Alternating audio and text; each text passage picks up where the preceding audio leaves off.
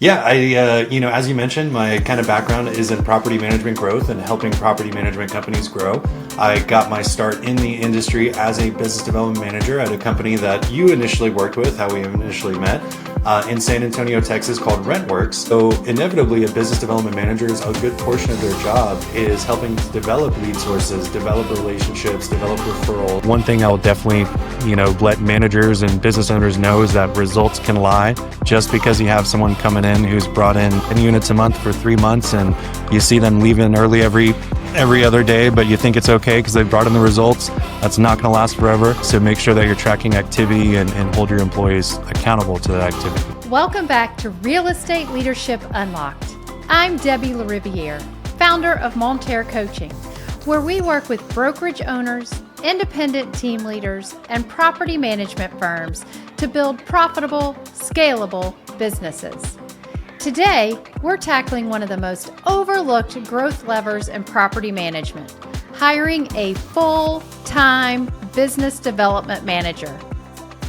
Joining me is Brian Hughes, owner of BizDev Mastermind, an expert who has helped countless firms unlock potential of this role, maximizing their profit and growing their portfolios. If you've ever wondered how to add 10 plus doors a month, track KPIs that match, or find the ideal candidate who can take your company from 30 doors to 300 doors, this episode is for you.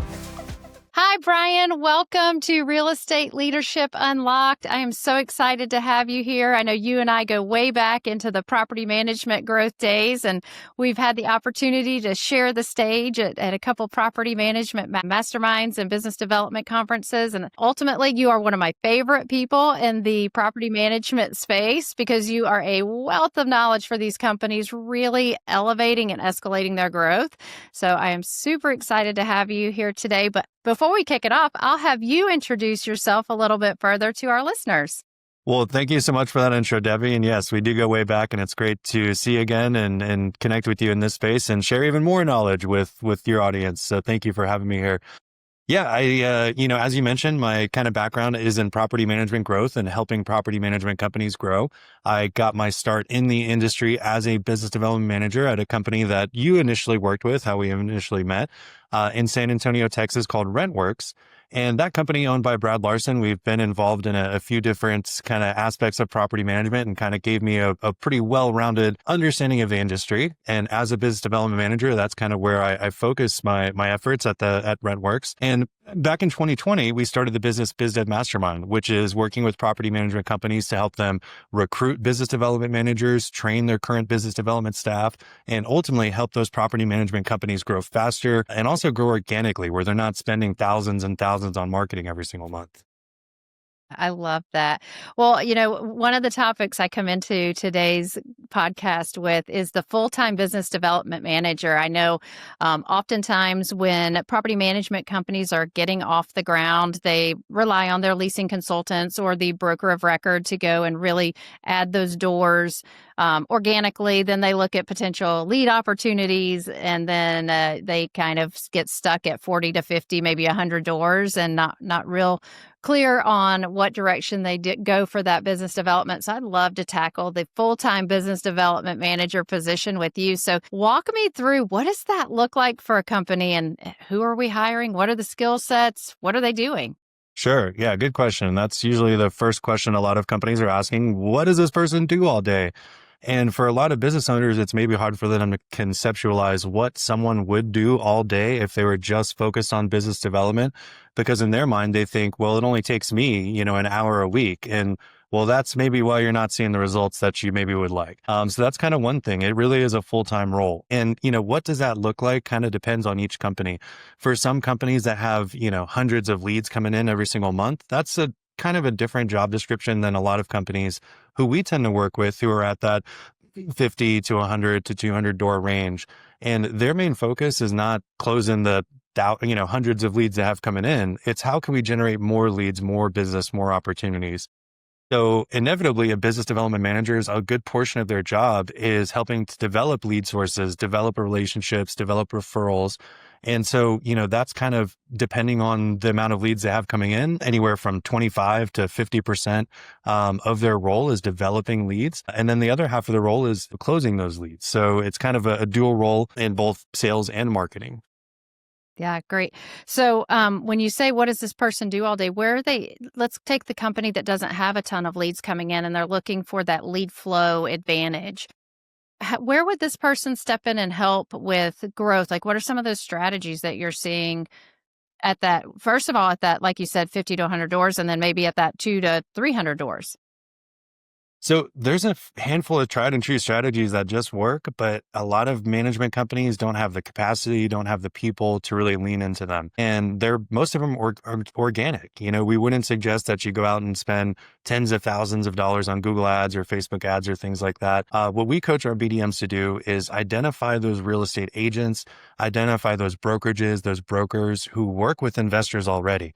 They're already talking with your ideal client. They're having those conversations day in and day out. So let's connect with them. Let's, go straight to the source and build that relationship with them. So that way, when they're selling their next fourplex, selling their next, rental property portfolio, they can say, hey, let's send it over to XYZ Property Management Company. I have a great connection there. They're going to take great care of you. So, that's one strategy, is just reaching out to those agents, reaching out to those brokerages and making those connections. And when we work with clients and BDMs who are actually making those calls and we're listening in, we hear one thing, we hear two things over and over again. One, that call went a lot better than I thought it was going to be. A lot of the BDMs think that, realtors are going to hang up on them or, be annoyed that they're calling.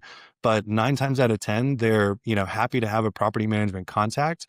And then the other thing is, if you ask most realtors, how many calls in a given month or year do you get from a property management company? 9 times out of 10, they're going to say 0. And you're shaking your head too, because a lot of companies just, don't do that. And it's a simple strategy to get started with. Yeah, as a licensed realtor, I couldn't tell you the last property management call I received asking for leads to investors, and I work with investors. So I think that's very well noted. So when you think about where do I go find these realtors that are working for investors, is there a secret sauce to know which realtors we should target? Or are you just starting at A and working through Z? Are you focusing independent firms that don't potentially have property management? How are you targeting those realtors? Very good question. And you can definitely burn out a BDM or a salesperson quickly by giving them a list of every realtor in the city and say, call them all and figure it out. And some companies, do that. And, you can definitely hit gold doing that. But what we coach our teams to do is to identify the real estate agents and brokerages who work with investors. And so you can go to the places where they are, look on Bigger Pockets. Who are the agents who are consistently posting and active on there? Look at, your local MLS, who's selling multifamily properties, who just sold 5 fourplexes last year. That's certainly someone who's working with a couple of investors. You can also look on sites like LoopNet or Crexy and find active listings of multifamily properties and investment properties there. And the cool thing about those sites is sometimes the realtors aren't even in your market. Like, we work with clients in Florida and, they'll see an agent from Tampa who's listing, a 10-unit building there. And they probably would have never came across this Orlando management company if not for the BDM seeing that, hey, there's a realtor in Tampa who has a property here in Orlando that they're selling. And, you make that connection and it's an easy referral, from that point forward. That's great. So with these calls to the agents, what exactly are we saying? Are we providing tangibles? What's been the easiest turn on getting in a relationship with these realtors? Because, we do have some that have companies and many that don't. Yeah, good point. And so the key is not to try to do it all in one call. Don't expect on that first call that you're going to build a really strong relationship and everything's going to work out and you're going to get all the referrals. It's really just the introduction call. And so, treat it as that. And really, we have 3 key questions we want to ask each agent when we're calling them. 1, do you already have someone that you're currently referring to? Because if they have property management in-house, it's going to be, an uphill battle to ultimately earn all of the referrals. So we're going to kind of put them in a different bucket. So that's the first question we want to ask. 2, do you have someone that you're currently referring to? And, that could be yes or no. They may have a company that they've worked with in the past and, maybe no longer referring to anymore. And so we want to ask those, I said three, it's actually only two questions. We want to ask if they already have a company they're working with, and if they're happy with the situation that they have.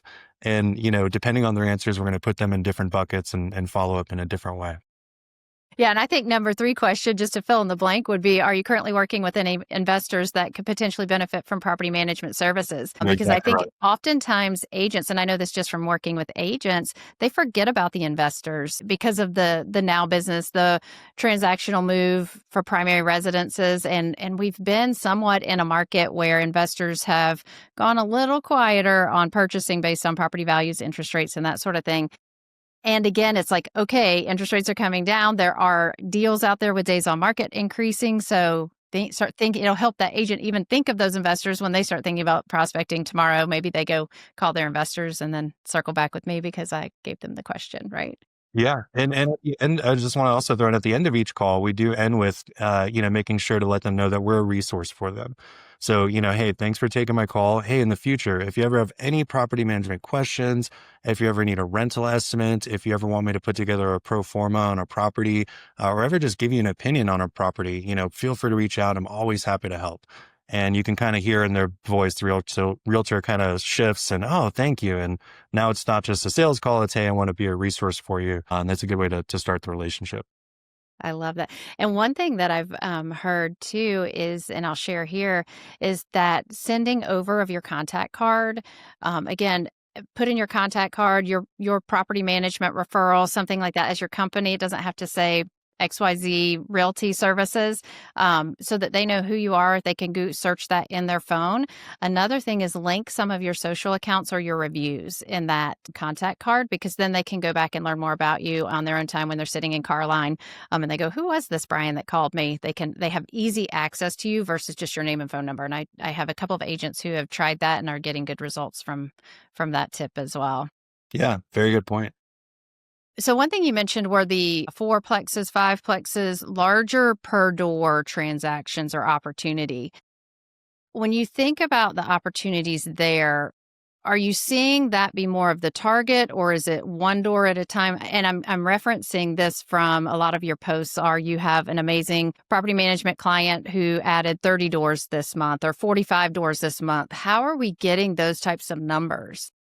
Yeah, good question. And the question I always get is that all multifamily? Is that a 120 unit building? And for the most part, no, it really is mostly single family homes mixed in with some fourplexes, some duplexes and things like that.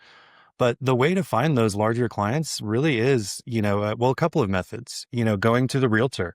Those agents who sold, 10 duplexes last year, they have clients who they've worked with who have, 20 unit rental portfolios. So, they're kind of the gatekeepers to those investors who have those single family portfolios that you would just love to manage. So, that is one method to get in front of those people with those larger portfolios. And the other method is go where they are. And social media is a good place to do that. There's also in-person events, but, bigger pockets and the strategy on bigger pockets, find those conversations, by investors who are asking questions. Who's a good plumber in my area? Who's a good, contractor I should speak to? Or, what do you think about this property? And just joining the conversation, getting in front of those investors who you want to work with. So those are a couple of strategies. Also, Facebook groups is another great place to get in front of people because, think of it, if you're managing 20 units on your own, which, we know some investors crazily are doing, but, they have to ask questions. And so they go to those forums, they go to bigger pockets, they go to Facebook groups, they go to other places to ask those questions. And if you can be that resource, you can get in front of those people and ultimately earn their business. And we've had dozens of clients who've done just that. And that's one of the ways that they get those big portfolios. Those are great nuggets. When you think about bigger pockets, are you looking at them for leads or are you looking more for just the Q&A connections within your area? Yeah. As far as the paid leads, I've heard mixed results on that. But what we really focus on is joining the conversation. And so there's forums, there's blog posts and things like that. And, someone posts on there, hey, I'm looking at making my first investment in Houston. And I have these 4 or 5 questions. And, you answer their question publicly. And then, hundreds, maybe even thousands of other people see that. And then you message that person directly and start the conversation from there. So just doing that consistently will put you in front of hundreds, maybe thousands of investors in your market, depending on where you are. Yeah. Well, now that we have the strategies, we have to go to the word accountability. So when you think about this full-time BDM that we've hired and we do want to know what they're doing all day, what are some of the key metrics you're tracking with your clients, as well as how do you go about setting those based on size of company or area space, that sort of thing? Sure. So yeah, that is really one of the key issues. And we can talk all day about strategies, but until you put pen to paper, pick up the phone, nothing really happens. And that's why we meet with our clients one-on-one is kind of one of the key benefits I think is important to really go through each thing, one-on-one with them. And whether it's, a third party company like us doing that or you as a business owner doing that, I do think that's important is having that time to meet with them and review these KPIs. But some of the things that we look at and look at more than most and so we're looking at how many calls to owners did you make? How many, calls to realtors did you make? How many in-person meetings with owners did you have? How many posts on social media did you make? And we have a whole list of different KPIs that we'll track. And, the kind of mix of what those numbers look like depend a lot on how many leads you already have currently coming in. If your lead flow is really low, then those prospecting activity goals are going to be a lot higher. If your lead flow is, pretty strong, then some of those prospecting activity goals will be a little bit lower. But the key is just tracking activity. One thing I'll definitely, let managers and business owners know is that results can lie. Just because you have someone coming in who's brought in 10 units a month for 3 months and you see them leaving early every other day, but you think it's okay because they've brought in the results, that's not going to last forever. So make sure that you're tracking activity and hold your employees accountable to that activity. So are you using any type of tracking software? And then we'll dive into CRMs and platforms, that sort of thing. Are you using any type of tracking software, or is it primarily pen to paper, turn in your sheets weekly of the key activities for whatever the goal is?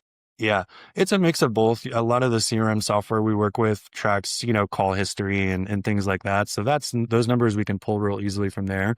But some of the others, it just really is kind of required that you got to put pen and paper. And what we actually do is have the BDM, pull up their social media accounts and show us, hey, you said you did send out 10 messages. Let's count them. 1, 2, 3, 4, 5, 6, 10. Okay, got it. And there's a dozen or so KPIs that we go through. It takes about 10 minutes to put it together. By the end of that, we know exactly where they're at, what they've been working on. And Great.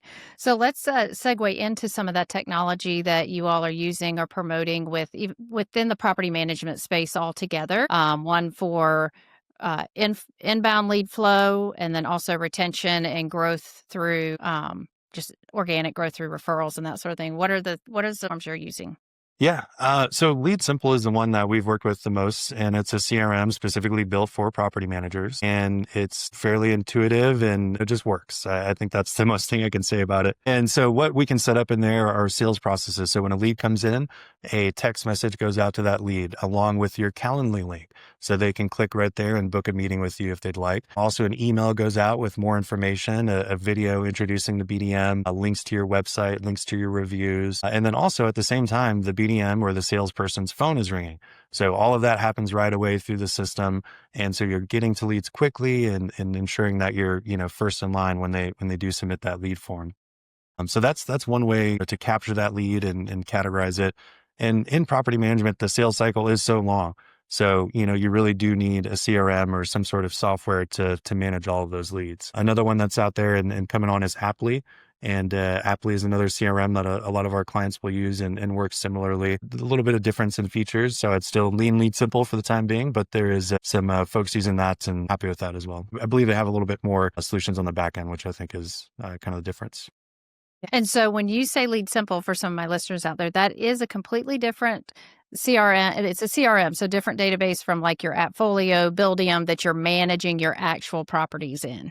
Exactly. Yes. And I know Appfolio does have a CRM function, but it's pretty minimal. With Lead Simple, you get someone who calls in and says, hey, I'm thinking about moving 9 months from now, and I'd like information about your property management services.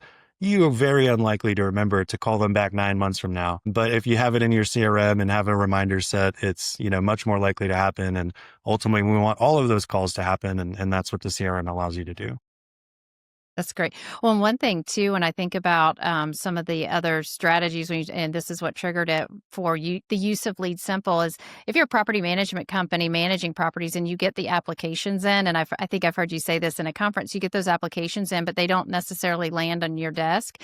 following up with those people, find out where they land, and then there's your investor, right? So if you can find out where they ended up renting, go research that property, reach out to the investor. You know they're in a lease for about a year. You took the application, or maybe 6 months if it was 6 months ago and you're going through your old paperwork.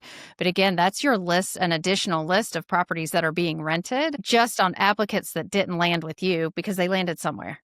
Yeah, that's huge. And yeah, just collecting that data alone, that's just a simple policy update. Have your leasing manager, anytime you get an applicant, put it in a separate bucket, keep that list. So yeah, that's a great tip. Yeah. Okay, so let's transition to who are we looking for? So when we think about the ideal BDM, again, this person, I would imagine, comes with specific skill sets or has characteristics that you would be looking for that would make a strong candidate. Maybe they have a background in fill in the blank. What makes that good candidate? And I ask this because I know you all do a lot with hiring for your property management firms in this role. So as you're sifting resumes, who's the ideal candidate? Yeah. And so what we've done at this point, we've leaned into LinkedIn and we've created a custom profile that has some different skill sets and job history and things that we're looking for. And so we'll apply that to a market and then actively reach out to those people who kind of fit that skill set. But some of the backgrounds we're looking for, obviously a real estate background helps. So if whether they own their own rental property, whether their, uncle was a realtor, just any type of real estate background is a plus. We also would like them to be licensed if possible, but in some markets, it's not a requirement. And in those markets, it does open it up to, quite a bit of more applicants. But we want someone who has a demonstrated history of following through with the sales process. One of the questions we always ask is, tell me about your sales process. And one of the things that we always hate to hear, I'm sorry, I don't want to say hate. One of the things we don't like to hear is, well, I don't really have a sales process. Everyone's a little bit different. I treat everyone, a little bit different. And, that's something that we kind of tend to avoid. We want someone who's going to be able to follow a process day in and day out. When you're dealing with 50, 100 leads a month, you can't treat every single person with, a different shade. So, that's one of the things we look for. A lot of our most successful BDMs have had a background in mortgage. I've had a background as title reps. I've had a background in selling remodeling services. So some of those industries that are related to real estate and property management, but not necessarily in it, are some of the industries we look for as well. How do you interview for the willingness to make cold calls, right? Because a lot of what we're doing is smile and dial. Yeah. So how do you test that, check for that, ensure that that person is willing to do the activities that are needed for really launching a property management and the business development side? Yeah, it's multiple, a few different ways. So on one way, we kind of test them through the interview process. So there's multiple steps in the interview process. If you're showing up late, rescheduling, obviously that's going to, tell a story of what's to come. So that's one part of it. Also, after each interview, we have each applicant send us a 30-second video. We say, hey, just grab your phone, put it in front of you. Just tell us why you think you'd be a good fit for this role, and either text it or email it to me. They hem and haw and get us back to us, 3-4 days later. We know that they're maybe not going to be confident enough to do that in the future. And so that's another way. And then we also do use personality testing. We use the DISC test, which has been around for a while, but that's just one piece of the puzzle. I think sometimes folks maybe rely on personality testing a little bit too much. Because we've had some hires that maybe didn't quite fit the personality profile, but ended up working out great, and vice versa. So, between those kind of checks of, hey, are you actually following the steps of the interview process? Do you have the right personality profile? Are you willing to take the steps that we ask you to do? Those are some of the ways we try to weed out those people or find the right ones. I love that video. Text me a video as to why you want the position. For many reasons. One, you get to hear how they show up, right? And then, like you said, just that turnaround time versus how many times and do they sound recorded and everything. So I think that is a great nugget for just doing the work, Yeah. definitely And doing the work. it reminds me of a BDM we hired in Baltimore, Lauren. We went through her interview process and she was a little green, and, we said, hey, just send us that video. She sent it back within 10 seconds, super professional, and, she's worked out great. So it just kind of popped into my head. Whether you're an applicant or whether you're hiring, that those extra steps, really do make a difference. Yeah, that's great. Okay, so here's a question I know they're thinking, but I haven't asked yet, and it is very dependent on the area that you live in. How do you pay? Yeah. So in general, it's a salary plus bonus structure. And the salary will vary, like you said, depending on where you live. For most of our clients, we're looking at a salary range anywhere between 45,000 to sometimes in the 65,000 range. And, that goes up every year and sometimes even more than every year, as with inflation and all of that. So the salary is in that range. And then the bonus structure on top of that, we've shifted to a per door bonus for units, say 1 through 6, for example, they're getting X amount per door. For units 6 through 10, they're getting Y amount, and units, 10 and beyond, they're getting Z. Somewhere in the range of 200 to 300 per property for that lower range, and somewhere in the range 3 to 500 per property for that higher range. And then it resets each month, so you're keeping them hungry and keeping them working to hit those bonuses each month. So when you talk about those numbers on average, what would your expectation be for a BDM? Let's call it just past a 60-day launch period. What metric do you put into place for those initial metrics for expectations?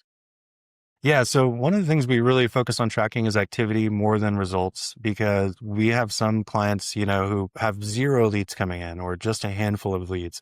And, to expect that BDM 60 days down the road to be consistently bringing in 10 units a month, it's going to be a tall order for them. So we really try to focus more on activity. What are you actually getting done? Because we know if you do these activities, those results are coming, whether it takes 60 days, 90 days, or 120 days, we're on the way. So, that's really what we look towards. But as far as results and activity, what we typically see for kind of an average company that does have a few leads coming in, but maybe wants to put the foot on the gas pedal, if you will, our goal is to get the BDM to bringing on 8 to 10 units a month within their first 4 months. And, that's a reasonable goal for a lot of companies.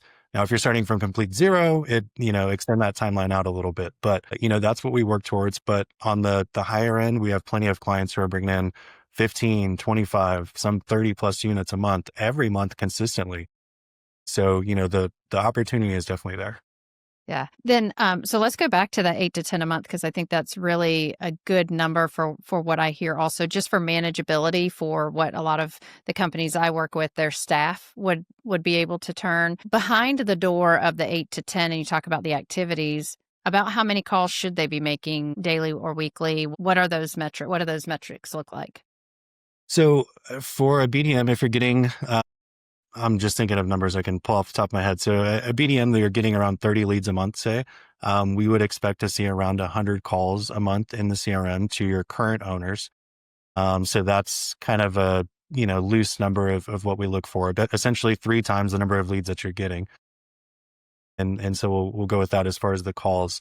And then the prospecting activity outside of that will depend on, how many leads we're getting essentially. So what we do, we actually help our BDMs kind of time block, and we figure out, okay, we can look at the CRM and determine, okay, you've spent, 2 hours each week on the phone for the past 4 weeks.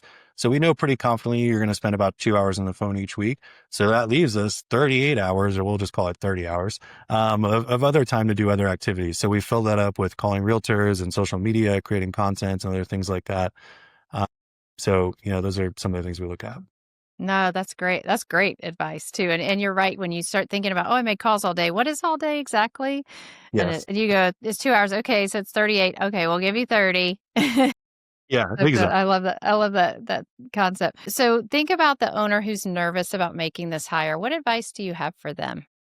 Yeah. A lot of times the nerves come from, will they represent my company correctly? Can they do as good of job as me, or will it be a waste of money? And, speak to some of those things. If a BDM can do their job, do the job 80% as well as you, or even 70% as well as you, but it frees you up to, focus on your business, that's hugely valuable. And then also, how much time are you actually spending on business development?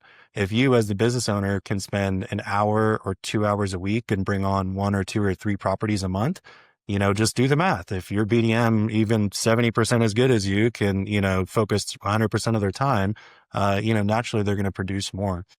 And, as far as it being a waste or, it just not working, that could be the case. That's where companies like ours come in and give you the structure to make sure that you are on the right track. But, not to say you couldn't do it on your own, but it does take a plan and making sure that you have a plan. I think that's the biggest, thing if you're going to do it on your own. But yeah.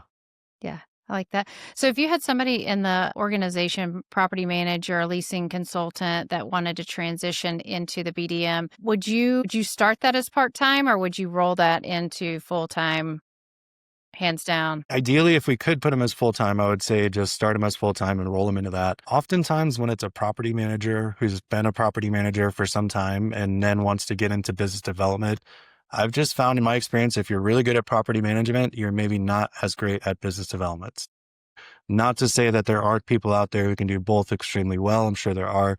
But I've just found your temperament and, your personality type, if you really like property management, you maybe, aren't as suited for business development. So that's one thing to kind of consider. But as far as time, if you can jump all into it, I would say that's always better. Trying to do two jobs halfway tends to just be a mess in my experience. And I agree. It's like one foot in, one foot out. And we see that with sales and property management. So agents that are sales consultants or have their own brokerages then want to go create that ancillary income by building a property management firm, where then it's one foot in each box.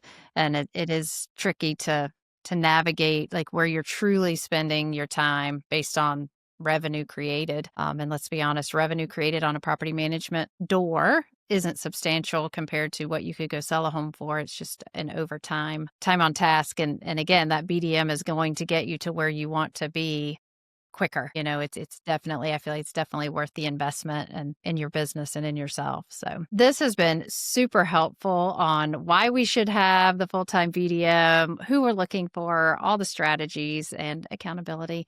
Anything else you would like to share with our listeners, including how they can find you if they want to discuss further opportunities with your company? Well, I would just say that when you see the numbers we're posting, like you mentioned, Debbie, they are possible. I think sometimes folks see 30 units a month, 20 units a month. That's just crazy impossible. It's really not, and it's just a series of simple steps that if you can follow them and do them consistently, you will see the results. And that's what we train our clients to do. So if you're looking to hire a business development manager, if you're looking for business development coaching or training for your current team, or if you just want to add more doors consistently, definitely shoot me an email, brian@bizdevmastermind.com, Brian with an I at bizdevmastermind.com. And thanks again, Debbie, for having me. It's been great sharing this info, and I appreciate the invite. This is great. We'll look forward to seeing you soon. Take care. All right. Thanks. You too.